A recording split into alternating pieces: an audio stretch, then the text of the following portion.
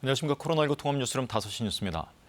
새벽부터 많은 비가 내린 충북 지역에는 현재 호우특보가 내려져 있습니다. 오늘 밤 다시 폭우가 예상되면서 충주댐에 이어서 괴산댐도 수위 조절을 위해 수문을 개방함에 따라서 한강 발촌 수위가 급상승하고 있습니다. 현재 충북 상황 어떤지 청주 무심천에 나가 있는 취재기자 연결합니다. 네, 송국회 기자, 지금 충북의 기상 상황 어떻습니까?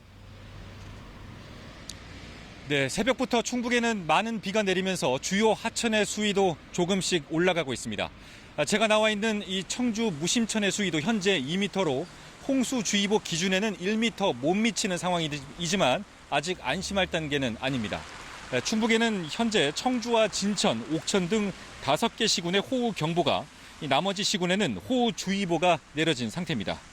현재까지 내린 비의 양을 보면 제천 배군이 216.5mm로 가장 많았고, 단양 영준이 173mm, 충주 엄정이 161mm, 괴산 청천이 150mm 등입니다. 많은 양의 비가 내리면서 크고 작은 비 피해도 잇따랐습니다. 청주에선 한 주류 회사의 창고가 물에 잠겼고, 청주시 복대동의 한 아파트 앞 도로가 침수돼 소방당국이 긴급 배수 작업을 벌였습니다. 또 전신주가 쓰러지면서 일대 가구가 정전됐다 4시간 30여 분 만에 복구됐고, 제천, 음성, 옥천 등에서도 나무 쓰러짐 신고가 잇따랐습니다. 계속되는 비에 충주댐의 방류는 사흘째 계속되고 있습니다. 현재 6개 수문을 통해 2,000톤의 물을 내려보내고 있습니다. 현재 충주댐 수위는 133.9m로 홍수기 제한 수위인 138m를 4m가량 남겨두고 있는데요. 이 많은 비로 들어오는 물이 늘고 있어 이 충주댐은 방류 규모를 초당 최대 5,000톤까지 늘릴 방안도 검토하고 있습니다. 이와 함께 괴산댐도 낮부터 수문을 모두 열고 초당 400톤의 물을 방류하고 있습니다. 이에 따라 한강 달천 지점인 괴산 목도교의 수위도 홍수주의보 직전인 3.3m까지 차올라 인근 주민들의 대비가 필요합니다. 충북에는 오후에 또다시 비구름대가 유입되면서 많은 양의 비가 내릴 것으로 보입니다. 충북에 예보된 이번 비의 양은 내일까지 100에서 200mm, 많은 곳은 300mm입니다. 특히 이번 비의 특성이 좁은 지역에 갑자기 많은 비를 뿌리는 것인데요. 곳에 따라 시간당 50에서 80mm의 강한 비가 예상되는 만큼 비 피해가 없도록 철저한 대비하셔야 되겠습니다. 지금까지 충북 청주 무심천에서 KBS 뉴스 송국혜입니다. 수도권의 비는 그쳤지만 강과 하천 수위는 팔당댐 방류량이 늘면서 좀처럼 낮아지지 않고 있습니다. 이에 따라 강변북로와 올림픽대로 일부 구간의 통제가 계속되는 등 교통 불편이 이어지고 있습니다. 서울 잠수교 앞에 나가 있는 취재기자 연결합니다. 네, 현예슬 기자, 지금 상황 어떻습니까? 네, 비는 그쳤지만 잠수교 수위는 좀처럼 낮아지지 않고 있습니다. 제 뒤로 보이는 잠수교는 물론 한강공원 역시 여전히 물에 잠겨 있는 상태입니다. 이곳 잠수교 수위는 9m 수준을 기록하고 있습니다. 차량 통제 기준인 6.2m를 넘어서 그제 밤부터 양방향 통행이 금지되고 있습니다. 한강 수위에 영향을 주는 팔당댐 방류량은 초당 10,000톤가량으로 오전보다는 2에서 3,000톤가량 줄어든 상태입니다. 네, 폭우가 계속됐기 때문에 아직도 통제가 되는 도로가 있을 텐데 현재 상황은 어떤가요? 네, 새벽부터 주요 도로 곳곳이 통제되면서 종일 극심한 차량 정체가 이어졌습니다. 통제 구간이 줄어들고는 있는데 아직도 차량 진입이 금지된 도로가 남아 있습니다. 이 시각 통제 구간 살펴보면요. 서울 올림픽대로 가양대교에서 동작대교 구간은 양방향 차량 운행이 전면 통제되고 있습니다. 노들로 양화대교에서 여의 하류 구간, 여의 상류에서 한강대교 구간, 또 노유 나들목과 자양 나들목 등도 양방향 통제 중입니다. 강변북로의 경우 한강대교 인근 구간이 오늘 새벽부터 통제되는데 오후 3시 40분부터 해제됐습니다. 이로써 강변북로 전 구간을 통행할 수 있게 됐습니다. 동부간선도로와 내부순환로도 오늘 오전 10시 30분부터 통행이 재개됐습니다. 주요 간선도로의 통제 현황은 수시로 바뀔 수 있기 때문에 미리 확인하시는 게 좋겠습니다. 지금까지 서울 잠수교에서 KBS 뉴스 현예슬입니다. 낮 동안 비가 잠시 약해졌지만 아직 안심할 수 있는 상황은 아닙니다. 밤사이 다시 강한 비구름이 유입돼 모레까지 충청권 남부와 전북 북부에 최대 250mm의 비가 더 내릴 것으로 예보됐습니다. KBS 재난미디어센터 연결해서 집중호우 상황 자세히 분석해 보겠습니다. 이재훈 기자, 비가 전반적으로 약해진 것 같은데 지금 상황은 어떻습니까? 네, 레이더 영상을 보면서 현재 비구름의 이동 상황 설명해 드리겠습니다. 북쪽에서 내려온 찬 공기에 밀려서 비구름이 충청 지역까지 내려갔는데요. 낮이 되면서 비구름의 세력은 크게 약해졌습니다. 지금은 대부분 초록색, 그러니까 시간당 5mm 미만의 약한 비가 내리고 있습니다. 다만 최근 시간대에는 상황이 좀 달라지고 있습니다. 비가 주춤했던 이 경기 남부 지역에서 비구름이 다시 발달하고 있고요. 또 서해상에 보면은 붉은색의 강한 비구름이 다가오고 있습니다. 이 비구름이 향하는 곳 경기 남부와 충청 북부 지역입니다. 이들 지역에선 오늘 저녁부터 다시 비가 강해질 가능성이 있습니다. 그럼 앞으로 어디에 얼마나 많은 비가 내리는 겁니까? 네, 슈퍼컴퓨터 예측을 보면요. 이 넓게 퍼졌던 비구름이 밤이 되면 다시 이렇게 좁은 띠를 이루며 발달할 것으로 보입니다. 이 비구름은 경기 남부와 강원 영서 남부 그리고 충청 북부 지방에 걸칠 것으로 보입니다. 이후로는 다시 찬 공기가 내려오면서 비구름이 남쪽으로 내려갈 전망입니다. 강한 비구름은 충청 남부와 전북 북부까지 내려오겠습니다. 기상청은 밤사이 충청 지방을 중심으로 시간당 50에서 80mm의 강한 비가 내리겠다고 내다봤습니다. 이미 많은 비가 내렸는데 앞으로 예상되는 비의 양도 적지 않습니다. 모레까지 예상되는 비의 양은 충청과 전북, 경북 북부에 80에서 최대 250mm 이상이고요. 강원 영서 남부는 최대 150 이상, 경기 남부와 전남 북부에도 많게는 120mm가 넘는 비가 더 오겠습니다. 오늘 밤사이 가장 주의해야 할 곳은 바로 충청 지역인데요. 2년 전에도 이 지역엔 장맛비로 큰 피해가 발생한 바 있죠. 특히 대전에선 새벽에 쏟아진 시간당 100mm의 폭우로 아파트 주차장과 1층이 침수돼 한 명이 숨졌습니다. 이렇듯 평소 안전하다고 생각하던 곳에서도 이런 집중호우 상황에서는 충분히 사고가 발생할 수 있습니다. 하천변이나 침수 위험 지역, 지하 건물, 그리고 산사태 위험 지역에선 만일의 사태에 대비해 사전 준비를 해두시기 바랍니다. 지금까지 재난미디어센터에서 전해드렸습니다. 중부 지역에 쏟아진 폭우로 지금까지 9명이 숨지고 7명이 실종됐습니다. 또 주택과 상가 2,600여 채가 침수됐는데요. 지금까지 집계된 비 피해 상황을 전현우 기자가 보도합니다.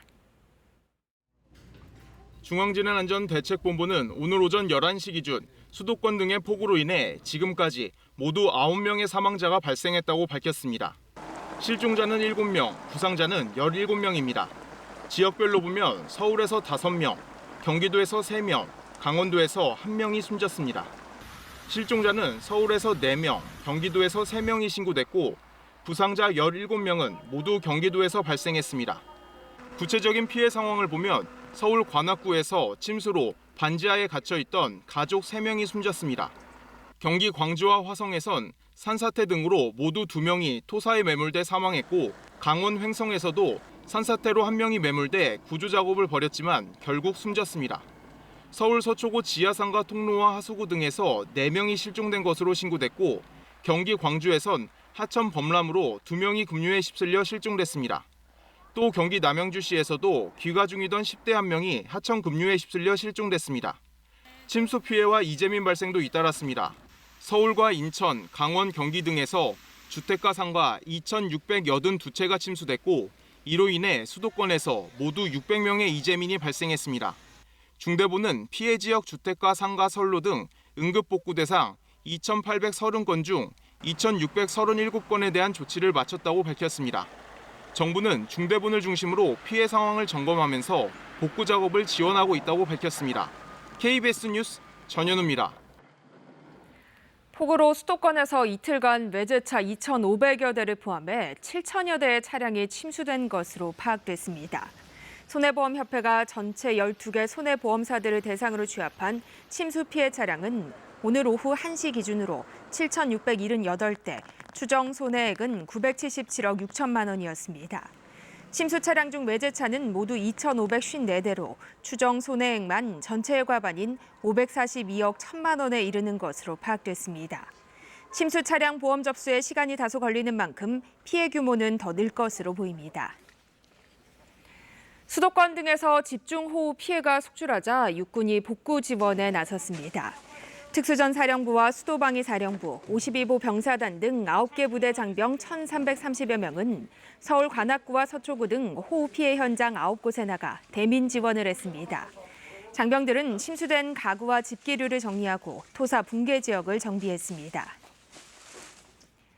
윤석열 대통령이 집중호우로 숨진 희생자와 불편을 겪은 국민에게 정부를 대표해 죄송한 마음이라며 사과의 뜻을 밝혔습니다. 아울러 앞으로 집중호우 같은 이상현상에 철저한 대응을 주문하고 기상이변에 대한 근본 대책을 마련하겠다고 약속했습니다. 박민철 기자입니다. 윤석열 대통령은 이번 집중호우로 국민이 많은 피해를 입었고 소중한 생명을 잃는 사고가 있었다고 말했습니다. 그러면서 처음으로 직접 사과의 뜻을 밝혔습니다. 다시 한번 희생자의 명복을 빌며 불편을 겪은 국민들께 정부를 대표해서 죄송한 마음입니다. 윤 대통령은 앞으로도 집중호우 같은 이상 현상이 빈발할 것으로 보인다며 기후위기에 대응할 근본적인 대책을 세울 것을 정부에 주문했습니다. 구체적으로 국가 하천, 지방 하천의 본류, 지류를 아우르는 종합적인 물길에 대한 홍수 예경보 시스템을 구축해야 한다고 밝혔습니다. AI 홍수 예보 시스템 등 스마트 기술을 이용한 물재해 예보 대응 체계를 구축하는 내용이 담긴 국정과제 이행 방안도 논의됐습니다. 환경부와 서울시가 보고한 지하 저류조, 지하 방수 터널 건설 방안에 대해선 적극적으로 추진하라고 당부했습니다. 회의를 마친 뒤에는 집중호우로 옹벽이 무너진 서울 동작구의 한 아파트를 방문해 주민들을 위로하고 철저한 안전 점검을 약속했습니다. 이에 앞서 윤 대통령은 한덕수 국무총리 주재로 열릴 예정이던 폭우 피해 상황 점검 회의를 직접 주재하고 이어지는 집중호우에 대한 대비를 관계기관에 주문했습니다. 국민의 안전에 대해서 국가는 무한 책임을 지는 것입니다. 이 점을 모든 공직자께서 꼭 알고 계셔야 할 것 같습니다. 윤 대통령은 특히 생활이 어렵고 몸이 불편한 분들은 자연재해에 더욱 취약하다며 폭우로 피해를 입은 취약계층에 대한 신속한 지원을 지시했습니다. KBS 뉴스 박민철입니다. 국민의힘과 정부는 긴급 당정회의를 열고 수해 피해 지역을 특별 재난 지역으로 선포하는 방안을 적극 검토하기로 했습니다. 더불어민주당 역시 특별 재난 지역 선포를 촉구하고 지원 확대를 요구했습니다. 송락규 기자입니다. 중부지방 폭우와 관련해 정부와 국민의힘이 긴급 대책회의를 열었습니다. 당정은 우선 수해 피해 지역을 특별재난지역으로 선포하는 방안을 적극 검토하기로 했습니다. 특별재난지역으로 선포되면 피해시설 복구비 일부가 국비로 지원되고 재난지원금 지급과 지방세 납부 유예, 공공요금 감면 혜택 등 간접 지원도 받을 수 있습니다. 피해가 큰 지역에 대해서는 특별재난지역 선포가 신속히 이루어질 수 있도록 정부에 요청할 방침입니다. 당정은 또 수해를 입은 가계에 긴급 생활 안정자금을 지원하고 대출 만기 연장과 상환 유예 등의 조치를 하기로 의견을 모았습니다. 이와 함께 피해 지역의 재난 수습을 위해 민관협동 통합자원봉사지원단도 설치하기로 했습니다. 국민의힘은 내년도 예산에 배수시설 설치 관련 예산을 반영하도록 정부에 요청했고 정부도 이를 적극 검토하기로 했습니다. 정부 역시 전국의 배수 펌프를 점검하는 한편 배수시설 합동점검 태스크포스를 구성해 재난 상황에 대비하기로 했습니다. 더불어민주당 역시 특별재난지역 선포를 촉구했습니다. 정부는 집중호우 피해 지역을 특별재난지역으로 선포하고 신속하게 실질적인 지원 대책을 마련할 것을 강력히 촉구합니다. 서울 구룡마을 임시대표소를 찾은 민주당 지도부는 이재민들을 만나 국가의 재난 관련 복구 지원 규모가 미약한 수준이라며 지원 확대를 약속했습니다. KBS 뉴스 송락규입니다. 국민의힘 이준석 대표가 당의 비상대책위원회 체제 전환에 반발하며 법원에 효력정지 가처분을 신청했습니다. 이 대표는 오늘 오전 가처분 신청 전자로 접수했습니다라고 SNS에 글을 올렸습니다. 이 대표는 오는 13일엔 기자회견을 열고 직접 입장을 밝힐 계획입니다. 앞서 국민의힘은 어제 비상대책위원회 체제를 의결하고 주호영 의원을 위원장에 공식 임명했습니다. 코로나19 신규 확진자가 이달 초 재유행 정점으로 예상을 했던 15만 명을 넘어섰습니다. 위중증 환자 수도 400명대, 사망자 수도 50명대로 올라섰습니다. 정부는 요양병원 등 감염 취약시설을 대상으로 방역을 강화할 계획입니다. 임주영 기자가 보도합니다. 재유행 확산 속에 확진자 수가 15만 명을 넘어섰습니다. 오늘 0시 기준 코로나19 신규 확진자는 15만 1,792명입니다. 지난 4월 13일에 19만 5,387명 이후 약 넉 달 만에 가장 큰 규모입니다. 중앙재난안전대책본부는 오늘 회의에서 이달 안에 하루 20만 명의 확진자가 발생할 것으로 전망했습니다. 앞서 방역당국은 이달 중에 하루 평균 15만 명 수준에서 재유행 정점에 이를 것으로 예측했지만 휴가철 변수 등을 추가로 관찰할 필요가 있다며 다음 주 새로운 예측 결과를 내놓겠다고 밝혔습니다. 재유행 확산 속에 정부는 요양병원과 시설 등 감염 취약시설을 대상으로 표적 방역에 나섭니다.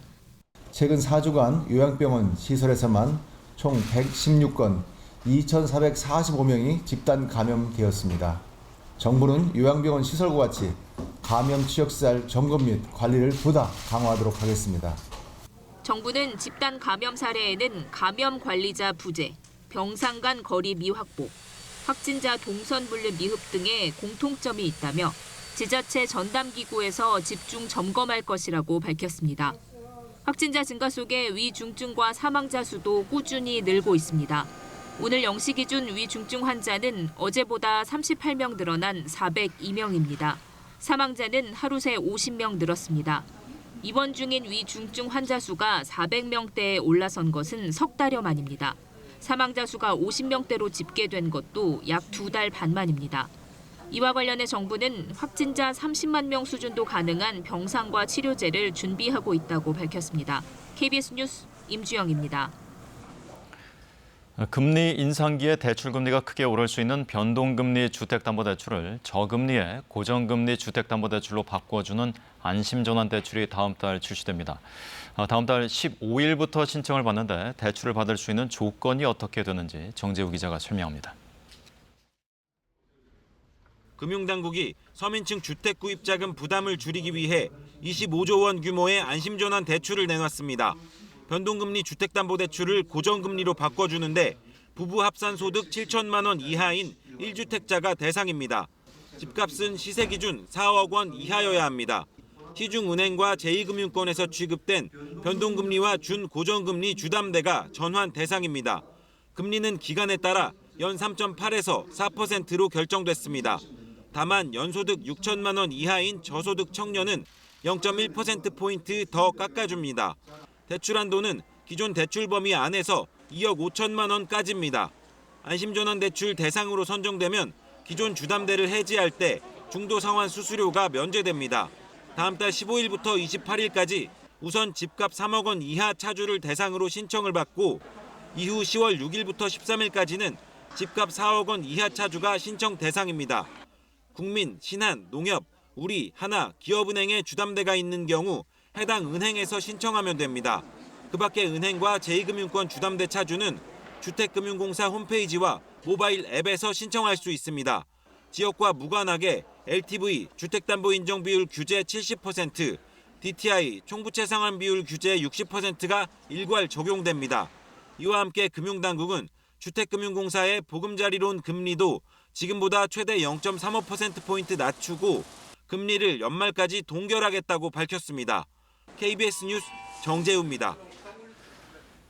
지난달 취업자 수가 1년 전 같은 달보다 82만여 명 증가하며 17개월 연속 증가세를 이어갔습니다. 다만 증가폭은 2달 연속 감소했고 고령층 중심의 일자리 증가라는 한계가 여전했습니다. 고용동향 이승훈 기자가 정리했습니다. 지난달 취업자는 1년 전 같은 달과 비교해 82만 6천 명 더 늘었습니다. 같은 달을 기준으로 보면 22년 만에 가장 큰 증가폭입니다. 취업자는 지난해 3월 이후 17개월 연속 증가세를 이어가고 있습니다. 다만 증가폭은 2달째 감소세입니다.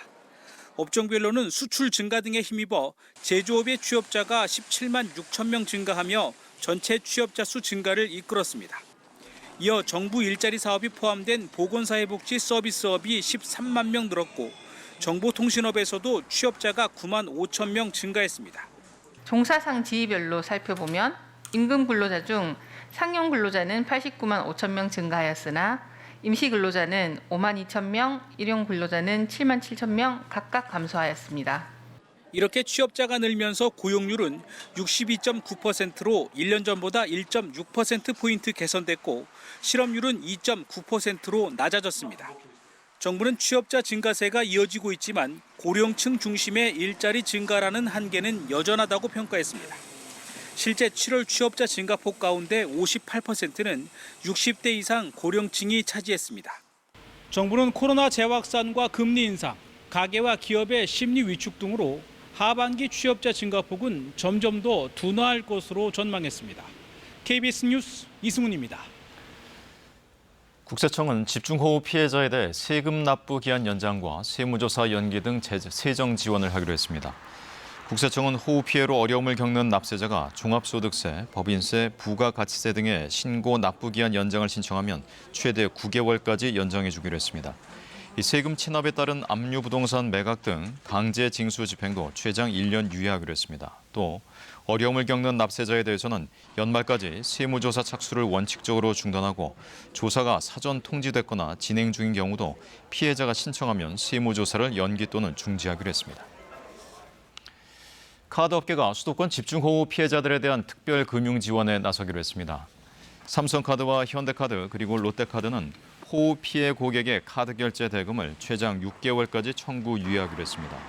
앞서 KB, 신한, 하나, 우리 등 4대 금융지주 소속 전업카드사와 BC카드도 카드 대금 6개월 청구 유예 등 지원 대책을 내놓은 바 있습니다.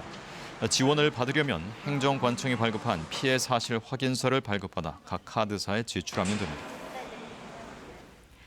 검찰이 이나대 사건의 피의자인 20대 남성을 살인 혐의로 구속 기소했습니다. 피해 여성이 사망할 가능성을 알 수 있었는데도 범행을 계속했다는 미필적 고의에 의한 살인. 경찰 수사 결과보다 무거운 혐의를 적용했습니다. 양민철 기자입니다. 지난달 15일 이나대 학내에서 동급생을 성폭행하려다 숨지게 한 혐의를 받는 이나대 남학생 A씨. 유가족에게 하실 말씀 없으세요? 피해자분과 피해자 유족분한테 진심으로 죄송합니다. A씨의 성범죄 이후에 여성이 사망했다는 결론은 검찰과 경찰 모두 동일했습니다. 차이는 고의성에 대한 판단이었습니다. 경찰은 살인의 고의를 입증할 증거를 찾기 어렵다고 봤지만 검찰은 살인에 대한 미필적 고의를 확인했다고 결론 내렸습니다. 준강간치사에서 준강간살인으로 혐의를 바꿨습니다. A씨가 피해 여성에게 성범죄를 저지른 장소는 지상 8m 높이였는데 당시 피해 여성이 만취해 자기 보호 능력이 전혀 없었던 점을 감안하면 추락 시 사망 위험이 크다는 점을 충분히 알 수 있었다는 게 검찰의 결론입니다. 검찰은 A씨가 피해자를 직접적으로 밀었던 정황도 확인했다고 밝혔습니다. 준강간살인의 법정형은 최저 무기징역, 10년 이상의 징역형이 가능한 준강간치사보다 훨씬 무겁습니다. A씨는 검찰 수사에서 성범죄 시도 자체는 인정하면서도 피해 여성의 추락 경위는 기억이 안 난다는 입장을 유지하고 있는 것으로 전해졌습니다. 검찰은 다만 A씨가 피해자의 신체를 촬영한 혐의는 영상이 아닌 음성만 기록됐다는 점을 들어 불기소 처분했습니다. KBS 뉴스 양민철입니다. 미국이 자국의 반도체 산업 부흥을 위해 우리 돈 360조 원 규모의 나랏돈을 쏟아붓는 법안을 통과시켰습니다. 중국의 반도체 굴기를 꺾고 세계 시장을 미국 중심으로 재편하겠다는 목표를 밝혔습니다. 워싱턴 이정민 특파원입니다. 미국 반도체 산업 지원을 위해 2,800억 달러, 우리 돈 360조 원을 투자하는 법안에 바이든 대통령이 서명했습니다. 미국 내 반도체 생산 공장 건립과 연구, 개발 등을 지원하고 미국 내 반도체 공장을 짓는 기업에는 25%의 세액 공제를 적용합니다. Today I'm signing the law of the Chips and Science Act, a once-in-a-generation investment in America itself, a law that the American people can be proud of. 미국의 반도체 세계 시장 점유율이 1990년대 초 30%에서 지금은 한 자릿수까지 떨어졌다며 이제 미국이 돌아왔다, 점유율 복원에 나설 거라고 했습니다. 코로나19 이후 겪었던 반도체 공급난을 염두에 둔 것이지만 중국에 대한 견제 의지도 숨기지 않았습니다. 군사 안보 차원의 전략적 목적으로도 반도체 산업을 지원할 필요가 있다며 지금 중국이 미국을 앞서고 있다, 미국이 뒤집어야 한다고 직접적으로 언급했습니다. It's no wonder the Chinese Communist Party actively lobbied U.S. business against this bill. The United States must lead the world in the production of these advanced chips. 미국은 지난달 말 일본과 차세대 반도체 공동 개발을 약속하고 한국, 일본, 타이완과의 이른바 칩보 동맹 추진 속도를 높이는 등 우호국과의 반도체 협력에도 공을 들이고 있습니다. 업계 일각에선 당장 중국을 배제하기 어렵다는 얘기도 나오지만 반도체 분야에서 중국을 제쳐야 한다는 미국 의회와 정부의 목표는 분명해 보입니다. 워싱턴에서 KBS 뉴스 이정민입니다. 이어서 오늘의 주식 시황을 KB증권에서 전해드립니다. KB증권입니다. 미국의 반도체 업황 우려가 재부각되면서 오늘 코스피가 6거래일 만에 하락했습니다. 코스닥 역시 기관과 외국인이 매도에 나서며 1% 넘게 내림세로 장을 마쳤습니다. 오늘 코스피는 22.58포인트 하락한 2480.88에 코스닥은 13.38포인트 내린 820.27에 마감됐습니다. 지난밤 미국 증시가 반도체 업종의 약세가 두드러진 가운데 또다시 하락했습니다. 이에 코스피는 기관과 외국인의 매도 공세에 하락 마감했습니다. 미국 반도체주 급락의 영향으로 삼성전자가 5만 원대로 밀려났고 SK하이닉스 역시 3% 넘게 빠지며 사흘째 하락했습니다. 또 카카오와 네이버가 동반 약세를 보였고 크래프톤이 사흘 만에 3% 넘게 하락했습니다. 한편 덴티움이 2분기 깜짝 실적을 기록하며 이틀 연속 급등세를 보였고 현대중공업이 대규모의 수주 소식에 나흘째 상승하며 4% 넘게 올랐습니다. 또 한국조선해양 역시 수주 소식이 이어지며 나흘 연속 상승 마감했습니다. 오늘 원달러 환율은 5원 80전 오른 1310원 40전의 거래를 마쳤습니다. 지금까지 KB증권이었습니다. 현재 충청 지역은 호우 경보가 발효 중입니다. 폭우를 쏟아냈던 수도권과 강원 지역에 폭우를 쏟아냈던 비구름은 현재 충청 지역에 머물고 있는데요. 시간당 5mm 정도로 비가 그렇게 강하게 내리는 편은 아닙니다. 하지만 서해상에서 강하게 발달한 비구름이 오늘 저녁부터는 충청 북부와 경기 남부 쪽으로 유입될 것으로 예상됩니다. 이에 따라서 시간당 50mm로 다시 강한 빗줄기가 예상이 되는데요. 앞으로 모레까지 충청 남부와 호남 북부에는 최고 250mm 이상 많은 비가 내리겠고요. 강원 영서 남부는 150mm, 경기 남부는 120mm 이상 많은 비가 예상됩니다. 지반이 약해진 탓에 산사태 위험도 커지고 있습니다. 계속해서 안전에 유의하셔야겠습니다. 내일 서해안에서는 바람도 강하게 불겠습니다. 남부지방은 폭염이 이어지고 있는데요. 오늘 밤에도 열대야가 이어지겠고 내일 한낮에는 남부지방은 30도를 웃돌겠지만 서울은 27도에 머물겠습니다. 바다의 물결은 비교적 잔잔하게 일겠습니다. 날씨였습니다. 코로나19 통합 뉴스룸은 7시 뉴스에서 이어집니다. 시청해주신 여러분 고맙습니다.